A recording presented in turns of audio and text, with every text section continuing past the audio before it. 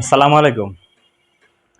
চা খাইতে খাইতে একটা কথা বলি, সেটা হচ্ছে কিছুদিন আগে, এই ২-৩ দিন আগে হচ্ছে মানে এর একটা ঘটনা সোশ্যাল মিডিয়াতে এমনভাবে প্রচার হয়েছে যে কি হয়েছে, বাংলাদেশের নাম্বার ওয়ান সাকিব আল হাসান জাহিদ খানের ফোন পানিতে ফেলাই দিছে।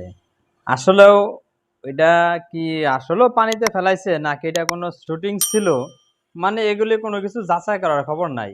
এখন ঘটনাটা হচ্ছে এরকম যে সিলে কান নিয়ে গেছে, এখন কানের ভিতর হাত নেওয়া দিয়ে উনি দৌড়াইতে আছে যে আসলে সিলে কান নিয়ে গেছে, সিলে কান নিয়ে গেছে, মানে এটা এমন ভাবে প্রচার করছে। আর আমাদের বাঙালি কিছু সাংবাদিক আছে, মানে এটারে এমন ভাবে উপস্থাপন করছে যে হচ্ছে নাম প্রপোলার অভিনেতা জাহিদ খানের ফোন পানিতে ফেলে দিয়েছে, এটাতে নিশ্চয়ই কোনো কারণ আছে। মানে মিডিয়াগুলি যা আছে সব ফেসবুকে ঢুকলে খালি দেখা যাচ্ছে জাহিদ খানের ফোন সাকিব আল হাসানা পানিতে ফেলে দিছে, এটাতে নিশ্চয়ই কোনো কারণ আছে। ভাই আসলেও তোরা জান বা দেখ যে এটার মূল ঘটনাটা কি। এখন তো হচ্ছে এই মূল ঘটনা তো এই কালকে বেরিয়ে আসছে, যেটা হচ্ছে একটা এই নগদ একটা অ্যাড ছিল, যে অ্যাডটা হচ্ছে সাকিব আল হাসান আর জাহিদ খান একটা হচ্ছে পার্কের ভিতরে এটা করছে। তার হচ্ছে এই যে কিছু স্ক্রিন শট ছবি আছে, যা এটা সবাই এখন এটা প্রচার করতেছে। আসলে তখন এটা জাহিদ খানরা কবে? জিজ্ঞাসা হচ্ছে, জাহিদ খান বলছে আপনি ভুলে গেছেন সেজন্য সে নাম্বার ওয়ান, সে তো ফেলাইতে পারে।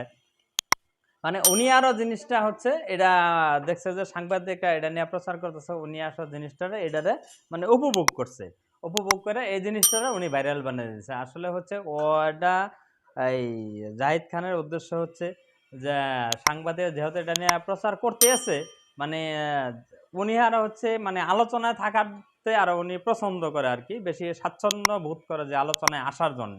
তো জাহিদ খানও দেখলো যে এটা নিয়ে সাংবাদিক যেহেতু একটু ওইটা করে রাখছে, আমি একটু টল করে বলে দিলাম যে উনি হচ্ছে নাম্বার ওয়ান সাকিব আল হাসান, এটা ফেলাইতে পারে। কিন্তু আসলেও আমাদের যে সাংবাদিক ভাইয়েরা আছে, এটা কোনো কিছু যাচাই না করে একটা জিনিস শুট করে মিডিয়াতে দিয়ে দিয়ে, বা একটা ফেসবুক একটা প্ল্যাটফর্ম তো আছে এখানে দিয়ে দিয়ে, মানে জিনিসটা টোটাল একটা চিন্তা ভাবনা করে। আসলে কোনো সত্য জিনিসটা বা সত্য কি এটা যাচাই বাছাই করার কোনো তাদের মানে এখতিয়ার নাই, একটা পাইছে আর ছাইড়া দিছে। নগদও তো আপনাকে ভুলে গেছে।